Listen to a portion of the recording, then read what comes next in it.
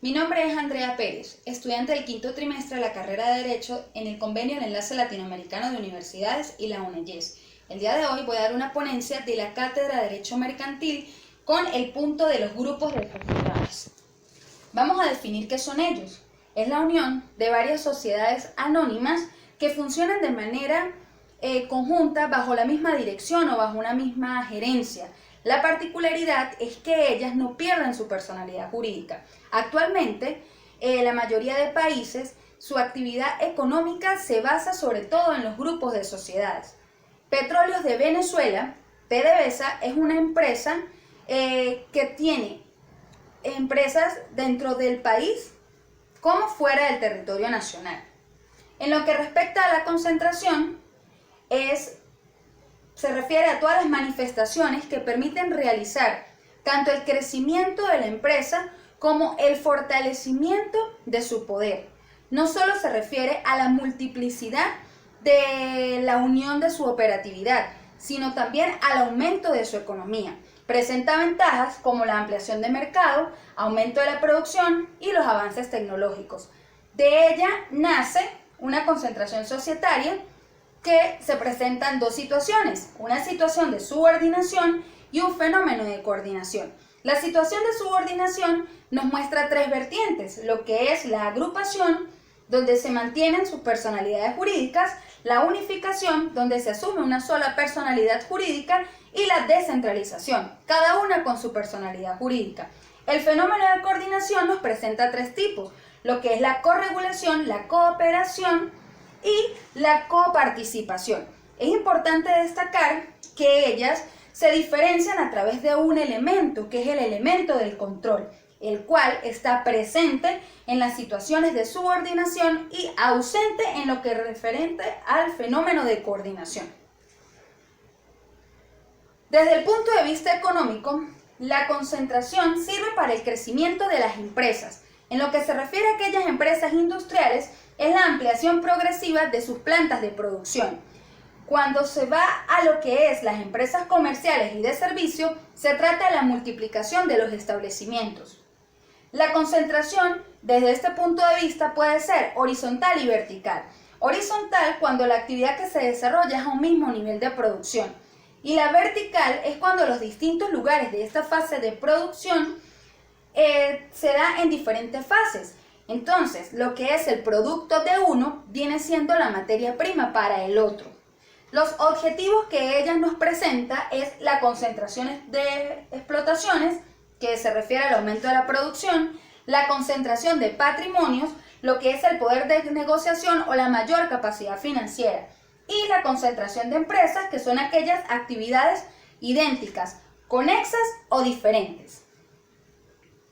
Desde el punto de vista jurídico, la concentración se logra a través de los siguientes procedimientos: convención entre las sociedades participantes, participación de una sociedad en otra, convención entre los socios de las sociedades concentradas o una combinación entre estas anteriormente mencionadas. La noción del grupo. En el inicio identificamos o definimos lo que era un grupo de sociedades. Pues bien, la noción del grupo, a idea general, es que este órgano administrativo del conjunto de sociedades actúa económicamente con el objetivo de responder a la influencia del control que sobre ésta se ejerce, siendo el control un elemento esencial del grupo, debido a que a través de este se tiene el poder de dirigir la actividad social. El interés social se vincula a la satisfacción de la necesidad para la cual se forma o se constituye una sociedad. Tiene dos puntos de vista, lo que es un enfoque contractualista y un enfoque institucionalista. Desde el punto de vista contractualista se refiere a la obtención de una ganancia, mientras que la institucionalista es la satisfacción de un interés público, el crecimiento de una empresa destinada a producir bienes y servicios, las cuales tienen una política de aplicación diferente. Mientras que la contractualista se refiere a los dividendos, la institucionalista trata sobre las reservas. La responsabilidad en materia de grupos sociales. Aquí vamos a citar a Galgano, donde menciona que en principio La autonomía jurídica de cada integrante del grupo hace a cada uno responsable individualmente de sus obligaciones, por lo cual el compromiso y la obligación de quienes adquieren ser parte o miembros de un grupo es no solo con ellos, sino con el restante de los integrantes del grupo. La responsabilidad de los administradores depende de la gestión de la empresa. Los acreedores solo pueden ejecutar sus créditos contra su deudor individual. Los accionistas de cada sociedad son solo de estas, no forman parte del resto de las sociedades que componen este grupo. La quiebra de un integrante no afecta al resto de los miembros. Y tanto las utilidades como las pérdidas son de la sociedad, no del grupo en general. Otro punto a tratar es la personalidad jurídica del grupo y de sus miembros. En un inicio hicimos mención de que los grupos, la creación de sociedades, cada una tiene su personalidad, mantienen su personalidad jurídica. Por lo tanto, la personalidad jurídica del grupo como tal es una situación de hecho, no de derecho, ya que su constitución no es consecuencia de un contrato, sino de la intención que asume cada miembro para formar parte de él.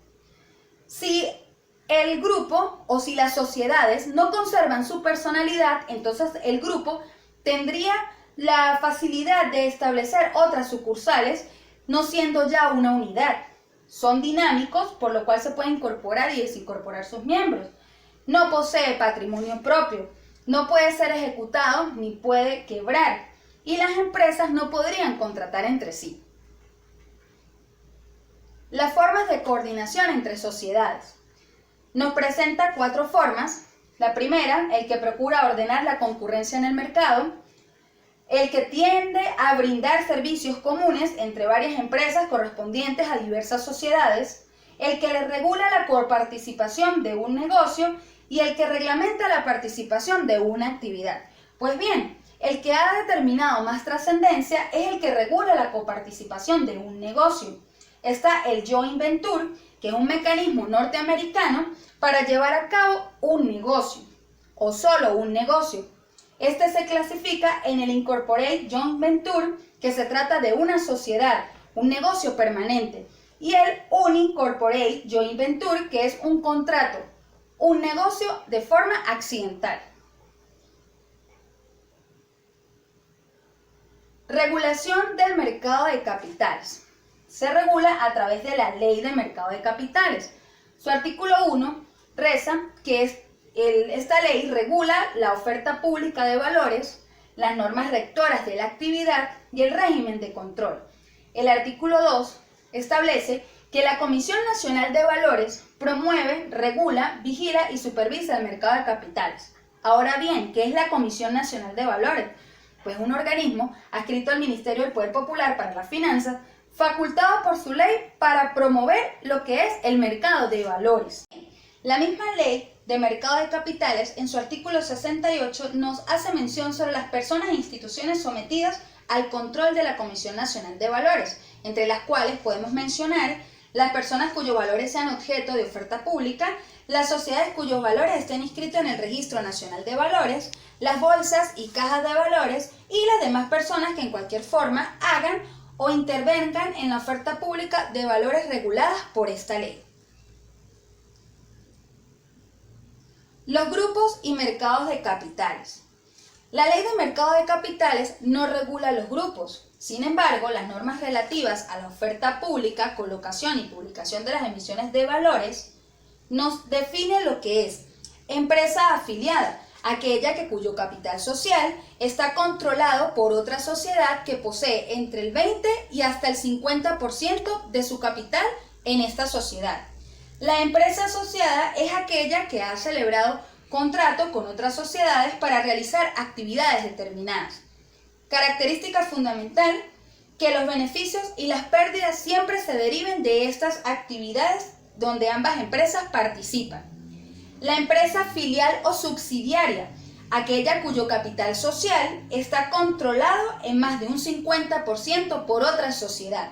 Y una empresa matriz es aquella que posee más del 50% del capital social de otra empresa. Un ejemplo en nuestro país sería Petróleos de Venezuela, una empresa matriz. Los grupos financieros. Bien, el artículo 161 de la Ley General de Bancos y otras instituciones financieras define a los grupos financieros como el conjunto de bancos o instituciones financieras y empresas que constituyen una unidad de decisión o gestión. ¿Cuál sería la obligación de estos grupos financieros? Consolidar los estados financieros, recabar y suministrar a la Superintendencia de Bancos la información que ésta requiere o considere necesaria sobre las operaciones que se realicen entre las empresas que forman parte de este grupo. Los grupos y la defensa de la competencia. Partiendo desde nuestra Carta Magna, en su artículo 299, un principio del régimen socioeconómico de nuestro país es la libre competencia. Aunado a ello, el artículo 11 de la Ley para promover y proteger el ejercicio de la libre competencia prohíbe la concentración económica, especialmente las que se producen en el ejercicio de una misma actividad. Nótese que nos habla de prohibición de las concentraciones económicas. Anteriormente mencionamos que la concentración era el aumento del crecimiento de la empresa, el fortalecimiento de su poder, y que de ella nacían dos situaciones: una situación de subordinación y una situación de coordinación.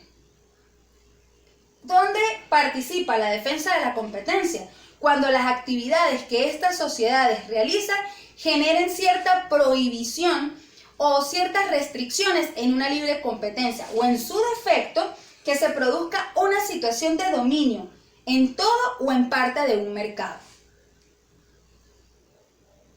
Los grupos y la emergencia financiera. Las empresas relacionadas son los grupos financieros señalados en los artículos 161, 162 y 163 de la Ley General de Bancos.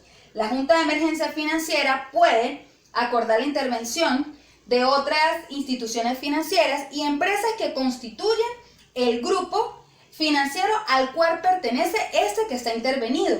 También puede dictar medidas de aseguramiento de bienes que forman parte del patrimonio del grupo financiero que es integrante del banco que está intervenido. Los entes intervenidos pueden intentar acciones judiciales contra los grupos financieros. Y aquí se considera deudor a la persona, entidad o colectividad que ejerza de forma directa o indirecta la administración que posea la mayor proporción de capital, que de alguna persona jurídica tenga la cualidad de persona relacionada con ellos. Prohibición de los monopolios. La prohibición de los monopolios en nuestro país es un precepto constitucional, artículo 113. Rápidamente definimos qué es un monopolio. Es la explotación con carácter exclusivo de alguna industria o comercio. ¿Con qué finalidad se prohíbe el monopolio en nuestro país? Para proteger al público consumidor, a los productores y así asegurar las condiciones efectivas de competencia en la economía. A su vez, se asegura la libre competencia, principio del régimen socioeconómico de nuestro país según nuestra Constitución. Como último punto, podemos hacer mención cuáles otras sociedades forman parte de un grupo. Como ya en un principio hemos dicho, son todas las sociedades anónimas que se unen bajo una misma dirección, bajo una misma gerencia, pero también son los principales bancos del país que prestan variados servicios financieros que se extienden en el área de los seguros y de la intermediación bursátil. Muchísimas gracias por su atención.